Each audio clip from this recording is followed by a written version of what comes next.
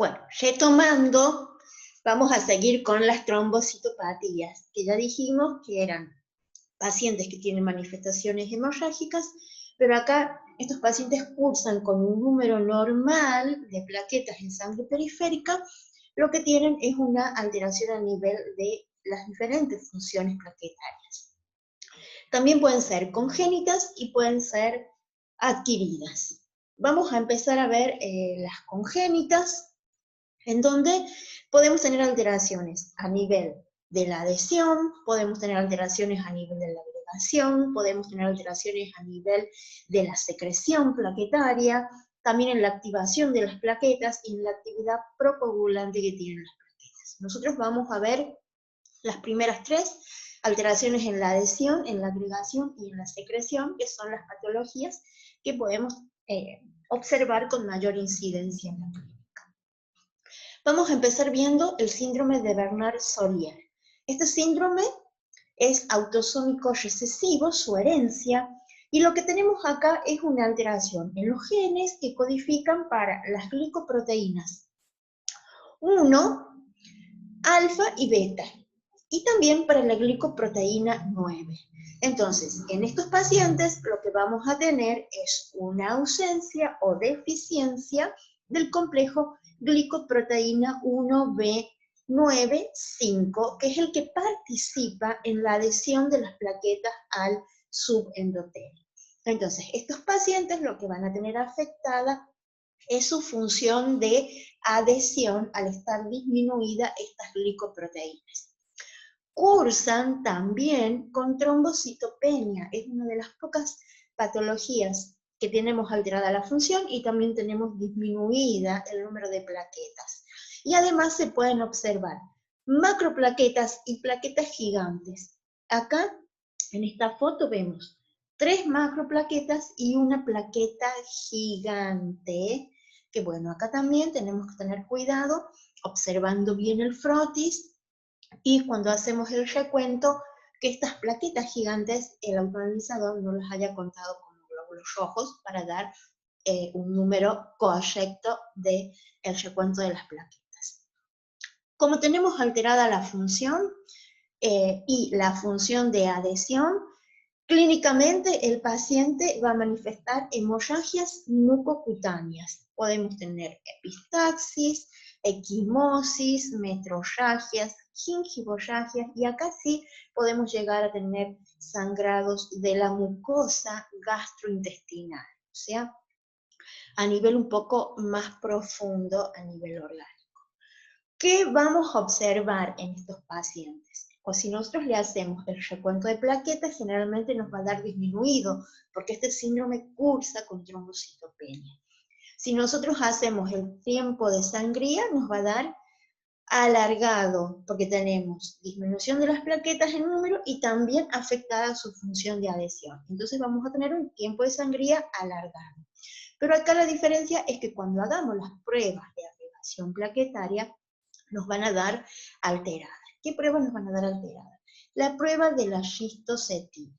Mientras que las pruebas con los agonistas débiles y los agonistas fuertes, que son los que evalúan la secreción y la agregación plaquetaria, como estas funciones están normales en esta patología, vamos a observar con los agonistas fuertes una sola ola de agregación rápida, mientras que con los agonistas débiles vamos a ver las 2 olas de agregación normales.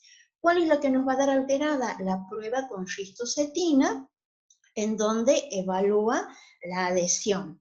Esta prueba, para que nos dé normal, tiene que estar presente el factor de von Willebrand y el complejo glicoproteína 1B9. Como en estos pacientes este complejo está deficiente, cuando nosotros hagamos la prueba no vamos a ver una curva chata, totalmente chata, o sea, no hay variación de la transmitancia porque no hay aglutinación plaquetaria.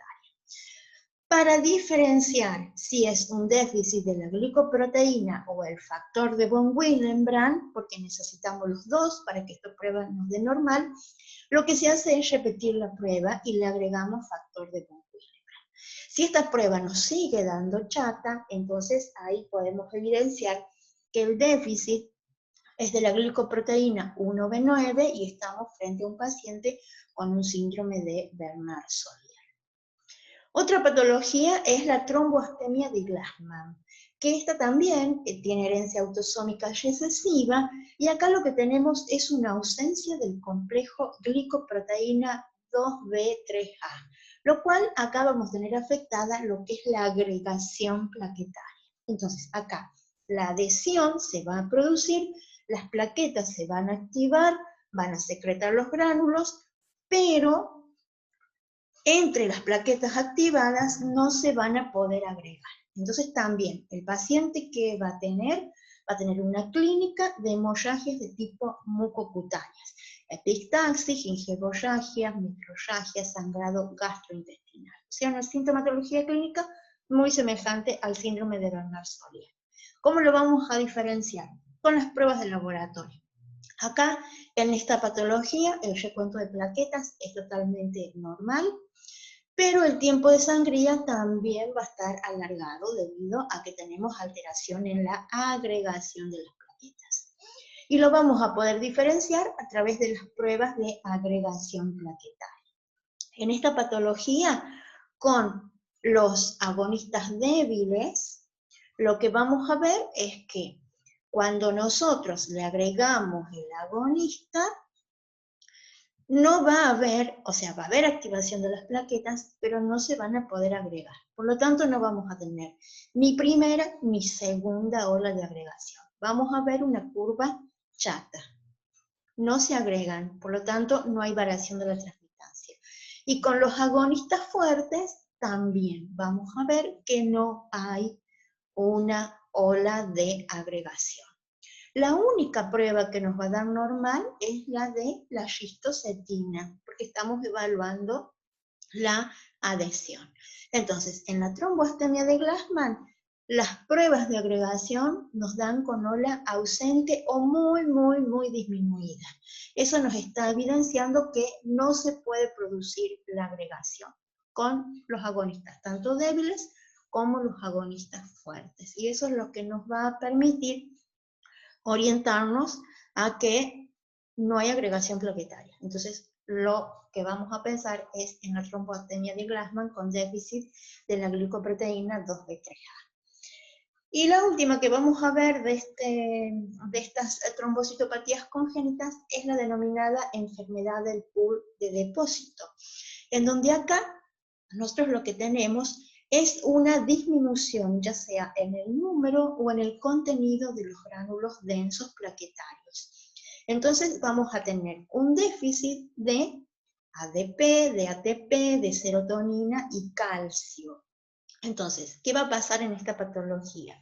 Las plaquetas, cuando tenemos lesión a nivel del endotelio, las plaquetas se van a adherir, se van a activar, pero como el contenido de esos gránulos está deficiente o tienen menor cantidad de gránulos, la activación de otras plaquetas va a estar disminuida.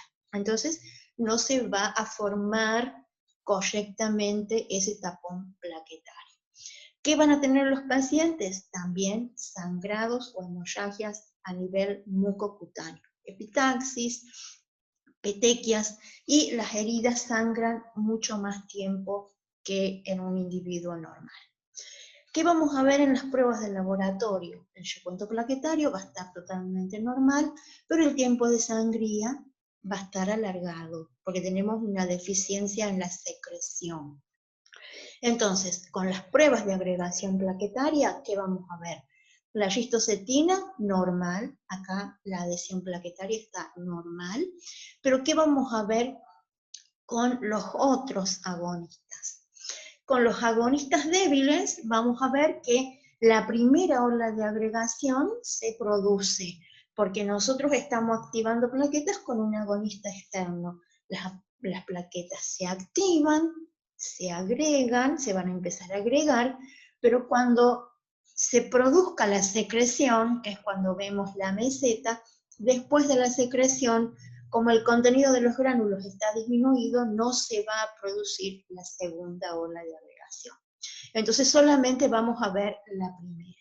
Y con los agonistas fuertes va a pasar lo mismo. Vamos a ver una curva se produce una agregación, pero mucho más chata. Entonces, esto es lo que nos va a ir permitiendo, analizando las curvas de agregación frente a los distintos agonistas, ir viendo dónde está el defecto, si en la adhesión, si en la agregación, o si está en la secreción plaquetaria.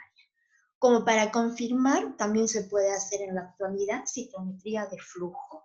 Se puede determinar la presencia y cuantificar las glicoproteínas, por ejemplo la glicoproteína 1B, la 9, la glicoproteína 2B3A, y también el ADP, para evaluar la secreción de las plaquetas. Entonces, lo que se hace es, para el paciente, evidenciar la presencia o no de las diferentes glicoproteínas y el ADP. Acá en este paciente, esta curva que no está coloreada sería el control normal.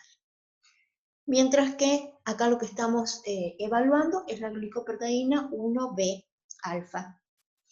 Esto sería lo esperable, y acá cuando se hace la citometría de flujo, para este paciente no se ve nada, está ausente.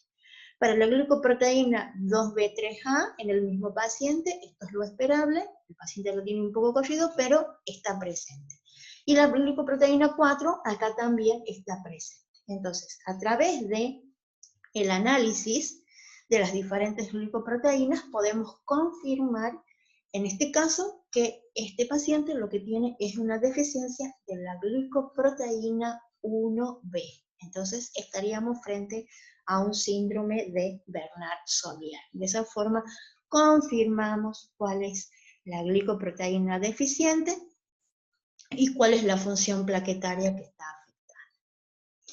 Y por último, vamos a ver las trombocitopatías adquiridas, que lo más común es en aquellos pacientes que tienen tratamiento con ácido acetilsalicílico, que como ya vimos, este ácido lo que hace es una inhibición de la ciclooxigenasa con una disminución del tromboxano A2, por lo tanto, trae una disminución de lo que es la activación y también la agregación plaquetaria. Entonces, a estos pacientes obviamente ya se sabe que la función de las plaquetas va a estar alterada.